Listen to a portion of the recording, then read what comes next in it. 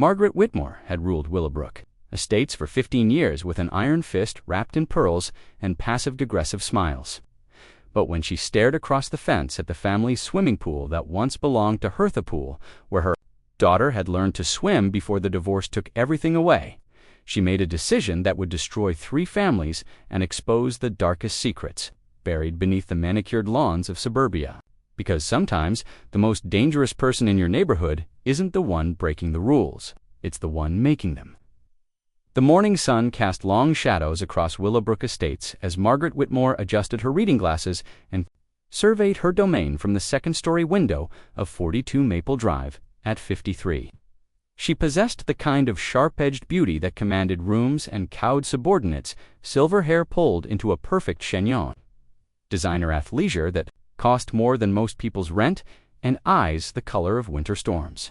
But this morning, those eyes were fixed on the house next door with the intensity of a hawk studying prey. The Morales family had moved into 44 Maple Drive 6 months ago, transforming what Margaret still thought of as the Henderson place into something that made her teeth clench. Where pristine white shutters once hung, now bright yellow ones caught the morning light. Where a sensible herb garden had been, colorful wildflowers now danced in the breeze, and in the backyard god, that backyard where she had once taught little Emma to do cannonballs, a sparkling blue pool reflected the sky like a mirror of everything she'd lost. Margaret's manicured fingers tightened on her coffee mug as she watched Alina Morales emerge from the sliding glass doors, her dark hair catching the sunlight as she adjusted pool chemicals. The woman was probably 35, with the kind of effortless grace that Margaret had spent thousands trying to recapture through yoga classes and Botox appointments. Behind Alina, the Cheldrana boy of maybe 10 and a girl around 8 burst through the doors in swimsuits, their laughter piercing the morning quiet like tiny daggers. The sound hit Margaret like a physical blow. Emma had laughed like that, back when the world made sense, back when Richard hadn't decided that his midlife crisis required a 28-year-old pharmaceutical rep named Brittany. Margaret's phone buzzed on the granite countertop, a text from her lawyer. Custody hearing. Move to next month. Emma's therapist wants another evaluation. We need to discuss, her jaw clenched. Another evaluation. Another chance for Richard's team to paint her as the controlling, bitter ex-wife who couldn't let go. Never mind that she'd built the HOA from nothing, that she'd turned Willowbrook Estates from a collection of cookie-cutter houses into the most prestigious address in the county. Never mind that she'd sacrificed her own career in interior design to be the perfect suburban wife and mother. The Morales boy Diego, she thought his name was, took a running leap into the pool, sending a splash of water over the fence into her prize-winning rose garden. Margaret's grip on her coffee mug tightened until her knuckles went white. She descended the stairs with the measured precision of a general heading into battle, her heels clicking against the hardwood floors. The house around her was a shrine to perfection: cream walls, furniture that had never known a juice spill, throw pillows arranged at precise angles. It was also tomb quiet, the kind of silence that had driven Richard away and made Emma choose to live with Daddy and his fun new wife in their messy, chaotic apartment across town. Margaret opened her laptop on the kitchen island and pulled up the Willowbrook Estates Homeowners Association portal. As president, she had access to every covenant, every regulation, every tiny rule that kept their little slice of suburban paradise functioning exactly as it should. She'd written half of them herself. The pool ordinance section made her smile. For the first time all morning, there it was, buried in subsection 4.7.3. All recreational water features must maintain a minimum 15-foot setback from property lines and cannot exceed 40% of total backyard square footage. Margaret opened a new browser tab and pulled up the county assessor's records for 44 Maple Drive. The property dimensions were right there in black and white. She did the math twice, then a third time, her smile growing sharper with each calculation. The Morales pool was exactly 12 feet from the property line, 3 feet into violation territory. Her phone rang.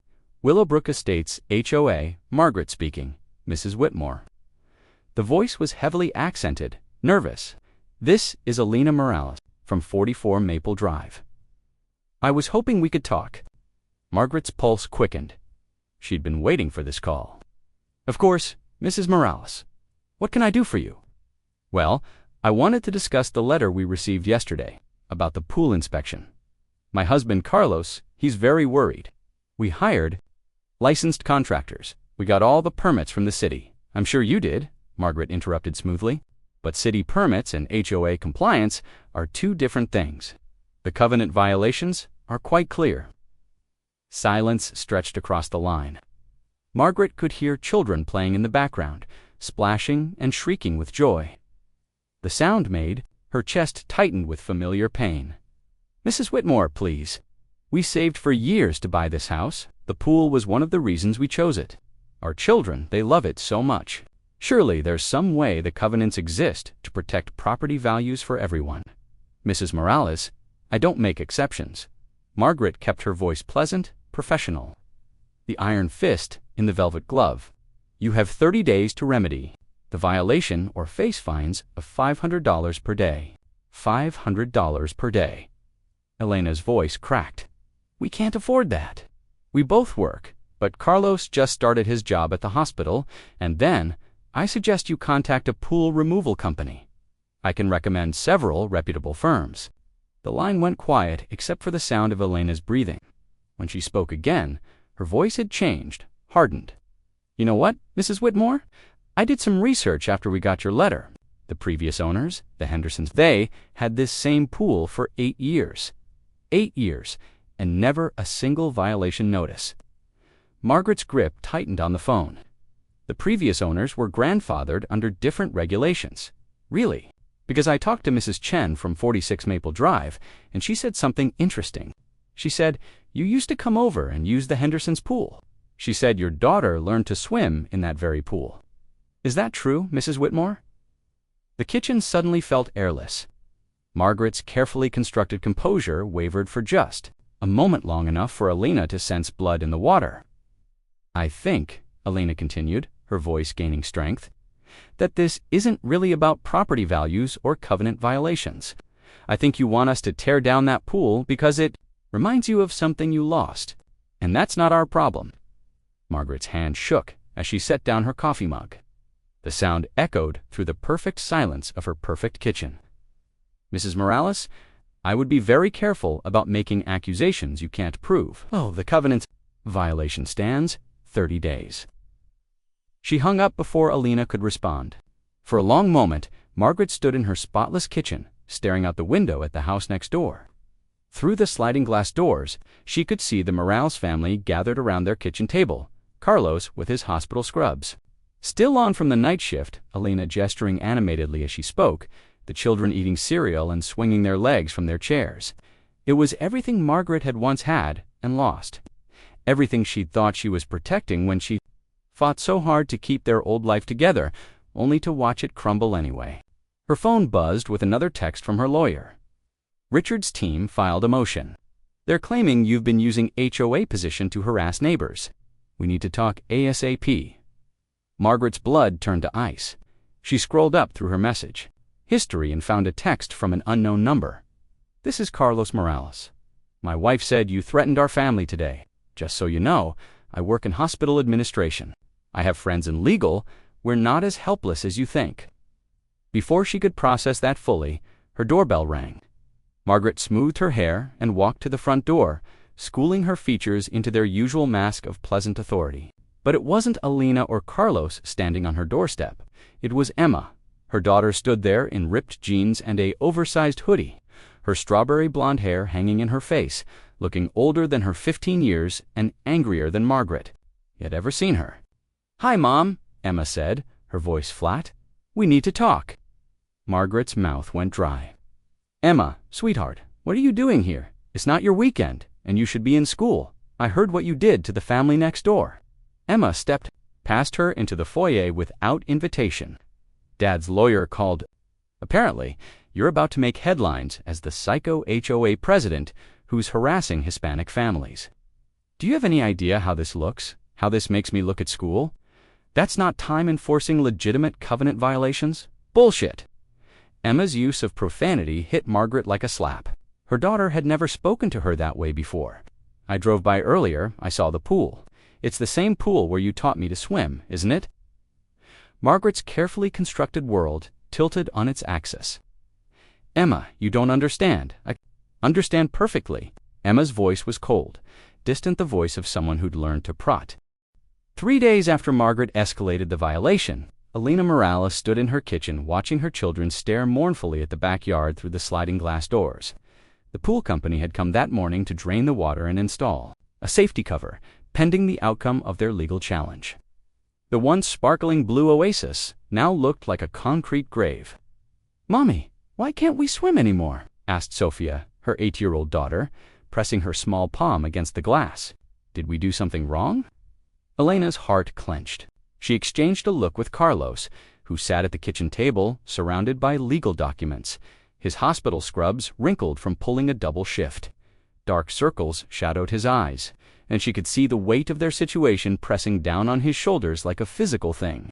"No, Mia," Alina said softly, kneeling beside Sophia. "We didn't do anything wrong.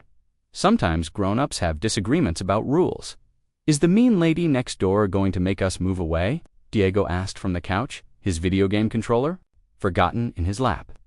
At 10, he was old enough to understand that their perfect new life was under attack. "Nobody's making us move anywhere," Carlos said firmly, but Alina heard the uncertainty beneath his words. The daily fines had already reached $2,500. Their savings account was hemorrhaging money, and the lawyers they'd consulted all said the same thing. Fighting the HOA would cost more than they could afford, and the outcome was far from certain. Elena's phone buzzed. A text from her sister Maria saw the news article. "Are you okay? Do you need help?" "What news article?" Alina asked, opening her browser. Carlos looked up from his paperwork, his face suddenly pale. The headline made a stomach drop. "Willowbrook Estates HOA president targets Hispanic family over pool dispute." The article, published by the local newspaper's online edition, featured a photo of their house alongside quotes from anonymous neighbors describing Margaret's pattern of selective enforcement and possible discriminatory practices. "Dios mío," Elena whispered, who talked to the reporter. Carlos stood up so fast his chair scraped against the floor. "This is going to make everything worse. Margaret will think we planted this story," as if summoned by their conversation. The doorbell rang. Alina opened it to find Margaret Whitmore standing on their doorstep, flanked by 2 other women Alina recognized from HOA meetings, Janet Mills from 38, Maple Drive, and Patricia Hendricks from the corner house. Margaret's usual pleasant mask had been replaced by something harder, more dangerous. "Mrs. Morales," Margaret said, her voice clipped. "We need to discuss your media campaign against the Willowbrook Estates community." "Media campaign?" Alina stepped onto the porch, pulling the door closed behind her. She wouldn't let these women anywhere near her children. "I didn't talk to any reporter." "Really?" Margaret held up her phone, displaying the news article. "Because this piece contains intimate details about our private conversations, details that could only have come from you." Alina scanned the article quickly. Her heart sank as she read quotes that did sound like they came from her side of the phone call. Margaret's comments about grandfathering, Elena's mention of her daughter learning to swim in the pool, but she hadn't spoken to any reporter. "I didn't give this interview," Alina said firmly. "Someone else must have. Don't lie to me," Margaret snapped, her composure finally cracking. "You think playing the race card will save your pool? You think crying discrimination will make the covenants disappear?" Carlos appeared in the doorway behind Alina. "That's enough. My wife told you she didn't speak to the reporter, and you need to believe her." Janet Mills, a thin woman with prematurely gray hair, stepped forward. "The article makes it sound like Margaret targets minorities. That's completely false. She enforces the rules equally for everyone."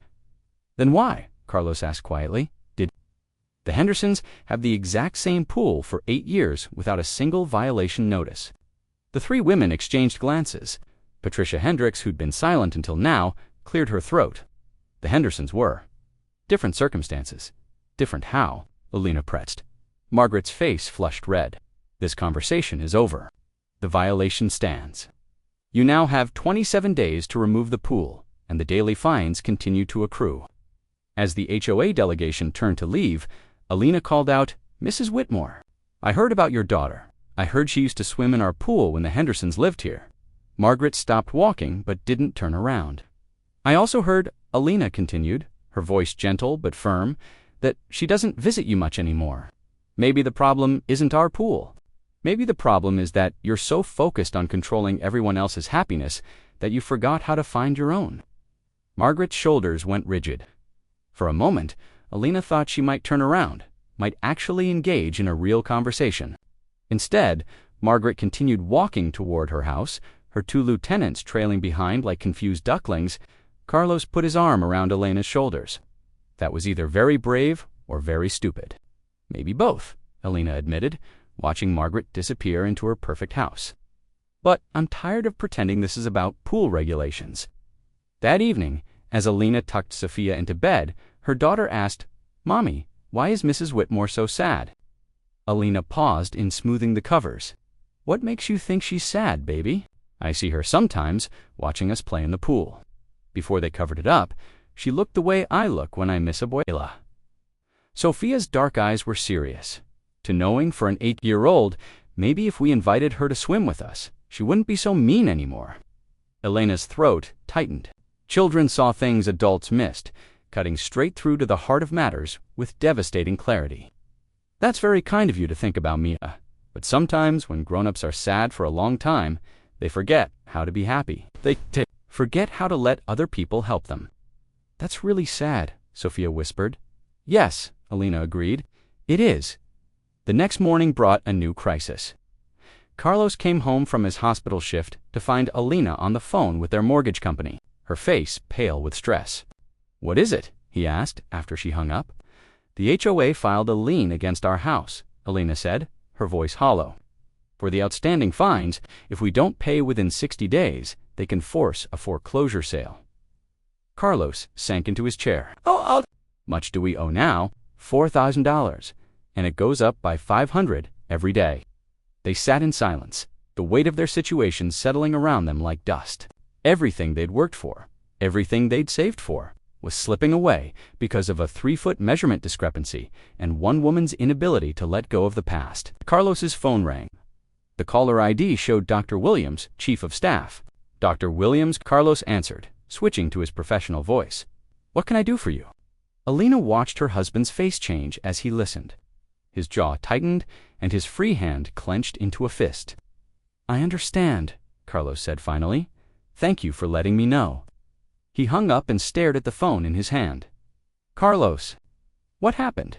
"Someone sent the hospital administration a copy of that news article, along with a letter suggesting that my involvement in a discrimination dispute might reflect poorly on the hospital's commitment to community relations." Carlos looked up at Alina, his eyes burning with quiet fury. "Dr. Williams wanted to give me a heads up that the board is monitoring the situation." Alina felt the blood drain from her face. "They can't fire you over this, can they technically?" "No, but they can make my life difficult. They can pass me over for promotions, assign me to less desirable shifts." Carlos stood up and began pacing their small kitchen. "She's not just going after our house anymore, Alina. She's going after my career." "We need to call that reporter," Alina said suddenly. "We need to tell our side of the story and escalate this even more. Make it even more public." Carlos shook his head. "That's exactly what she wants. She wants us to look like we're playing victim." Elena's phone buzzed with a text from an unknown number. "This is Emma Whitmore. Can we meet? I have information that might help." Elena showed the message to Carlos. Margaret's daughter has to be. The question is, can we trust her? Before Alina could respond, another text arrived. "My mom doesn't know I'm reaching out, but what she's doing to your family isn't right, and I know things about the HOA that might help your case." Alina looked at Carlos, seeing her own desperate hope reflected in his eyes. "What choice do we have?" An hour later, Alina sat across from Emma Whitmore in a corner booth at Mel's Diner, 3 miles outside Willowbrook Estates. The teenager looked nothing like her mother were. Margaret was all sharp edges and calculated perfection.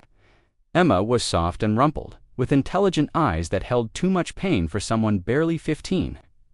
"I saw the article," Emma said without preamble, pushing a manila folder across the table. "My mom thinks you planted it, but I know you didn't." "How do you know?" Emma smiled grimly. "Because I did." Elena's coffee cup stopped halfway to her lips. I've been documenting my Mother's HOA activities for 2 years, ever since the divorce, started getting ugly. My dad's lawyer said it might be relevant for custody hearings, showing a pattern of controlling behavior. Emma opened the folder, revealing printed emails, violation notices, and handwritten notes. I gave cop. The Willowbrook Estates Community Center had never hosted a crowd like this. Alina stood at the back of the packed room, watching neighbors file in with expressions ranging from curious to hostile. Word had spread quickly after she'd requested an emergency HOA, meeting something about new evidence regarding discriminatory enforcement practices. Now, 2 hours before the scheduled start time, every seat was filled and people lined the walls. Margaret sat at the head table with her usual board members, but her composure was different tonight. Gone was the serene confidence Alina had grown accustomed to. Instead, Margaret's hands fidgeted with her papers, and she kept glancing toward the door as if calculating escape routes. Carlos squeezed Alina's hand. "You sure about this?" Alina looked down at the manila folder containing Emma's evidence to years of documented discrimination, selective enforcement, and personal vendettas dressed up as covenant compliance. "She left us no choice." Dr. James Chen from 46 Maple. Doctor approached them, his usually friendly face grave. "Alina, I hope you know what you're doing. Margaret's been president for 15 years. She has allies. She also has enemies," Alina replied, watching as more neighbors streamed in. "We're about to find out which group is bigger." Margaret called the meeting to order with a sharp rap of her gavel, but her voice lacked its usual authority. "Before we address Mrs. Morales's concerns, I want to remind everyone that this is a civilized community gathering. Personal attacks will not be tolerated." Alina stood up. "May I address the board?" "You have 5 minutes," Margaret said. Tightly, Alina walked to the front of the room, her heart hammering against her ribs. She could feel dozens of eyes on her, some sympathetic, others skeptical, a few openly hostile. In the third row, she spotted Janet Mills and Patricia Hendricks, Margaret's loyal lieutenants, watching her with undisguised contempt. "My name is Alina Morales," she began, her voice steady despite her nerves. "6 months ago, my family moved to Willowbrook Estates because we believed it was a community where we could build a life where our children could grow up safe and happy." She paused, looking around the room. "Instead, we've been targeted by a systematic campaign of harassment disguised as HOA enforcement. Our pool, the same pool that existed without violation for 8 years under the previous owners, was suddenly deemed non-compliant. We've been fined thousands of dollars. My husband's job has been threatened. Our children have been forced to watch their dreams literally drain away." Margaret's face had gone pale, but her voice was sharp when she interrupted. "Mrs. Morales, you're out of order. This meeting isn't about relitigating your covenant violations." "You're right," Alina said, opening her folder. "It's about something much bigger. It's about a pattern of discrimination that's been poisoning this community."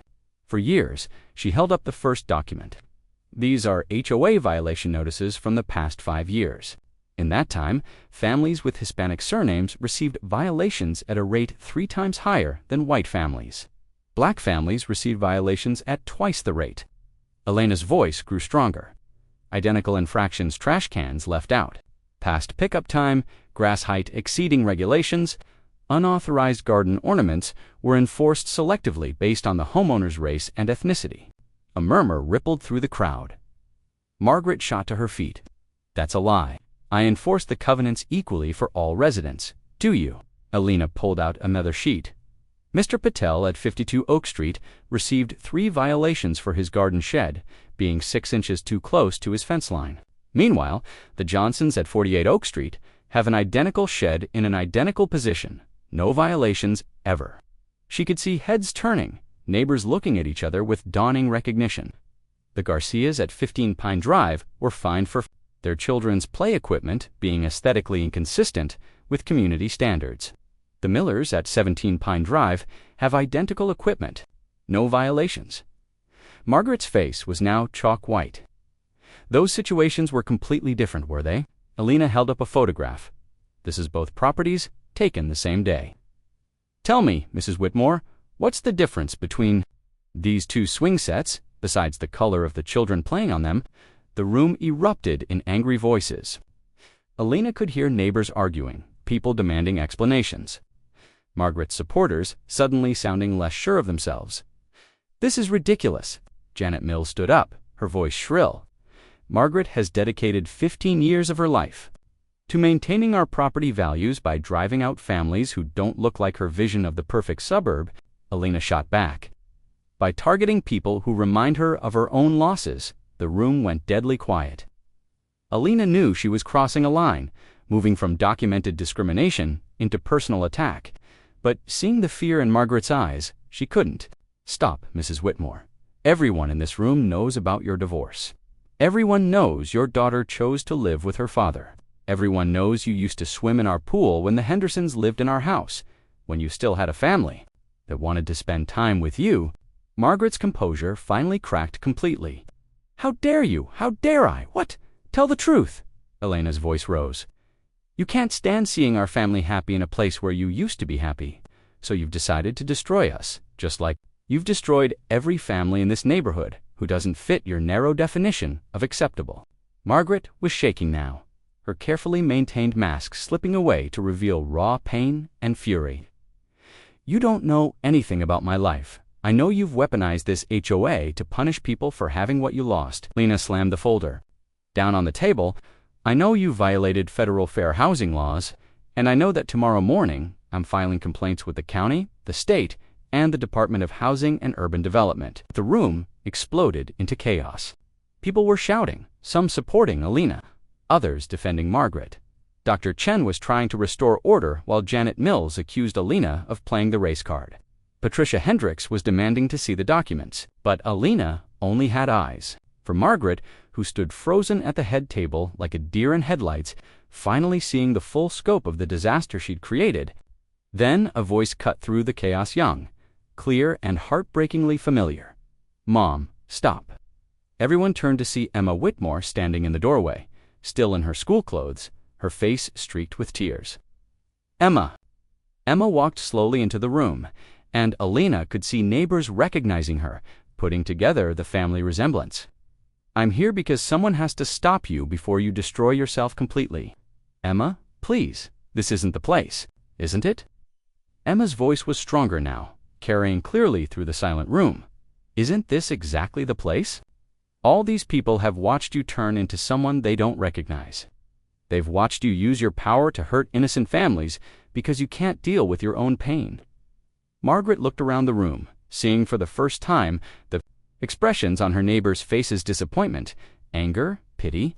The community she'd tried so hard to control was slipping away from her. "The Morales family didn't do anything wrong," Emma continued. "Their only crime was being happy in a place where we used to be happy. And instead of dealing with your grief like a healthy person, you decided to make them pay for Dad's choices." "Emma, please." Margaret's voice broke. "I gave Mrs. Morales those documents," Emma said, her voice ringing through the silent room. "I copied your files because I couldn't watch you hurt another family the way you've hurt ours." Margaret staggered backward as if she'd been physically struck. You did this." "I did what you taught me to do," Emma said sadly. "I stood up for what was right, even when it was hard, even when it hurt people I love."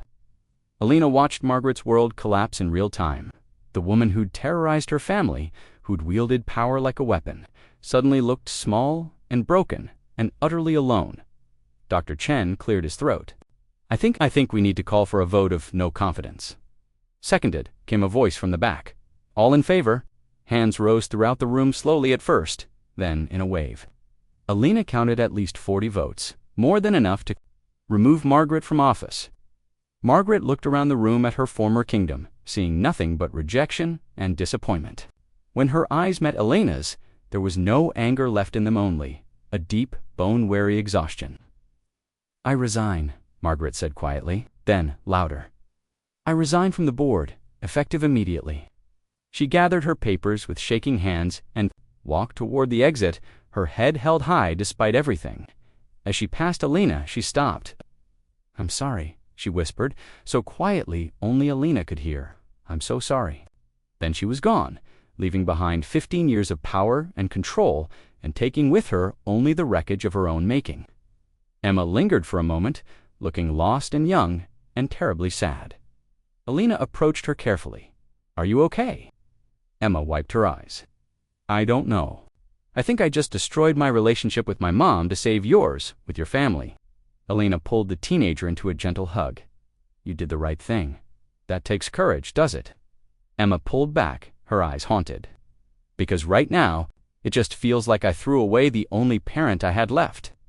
Alina's heart broke for this brave, damaged girl who'd SA. 2 weeks after Margaret's resignation, Alina stood in her backyard watching contractors remove the safety cover from their pool. The water sparkled in the afternoon sun, and for the first time in months, the sound of her children's laughter filled the air without the shadow of impending doom. But victory, Alina was learning, had a bitter aftertaste. The new HOA board had not only dropped all violations against the Morales family, but had also voted to reimburse their legal fees and the fines they'd paid. The pool was legal again, their property values were secure, and Carlos's job was no longer in jeopardy. By every measure, they had won. So why did Alina feel like she'd lost something essential? Her phone buzzed with a text from Dr. Chen, who'd been elected as the new HOA president. County finished their investigation. They're filing formal charges against Margaret for civil rights violations.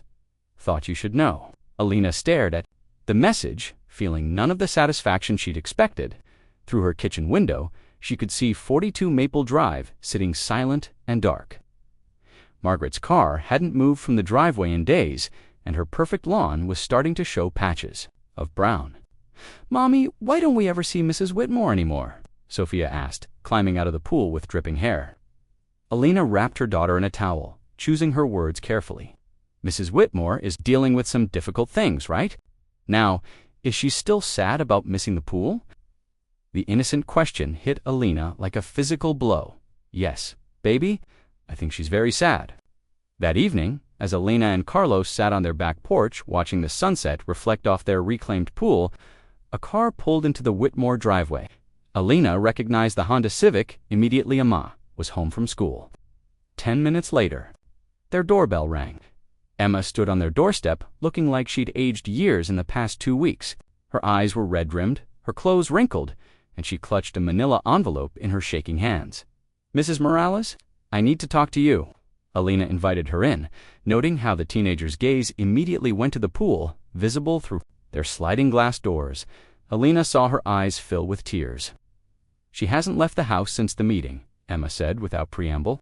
"She just sits in her room staring out the window at your pool. She's not eating, barely sleeping.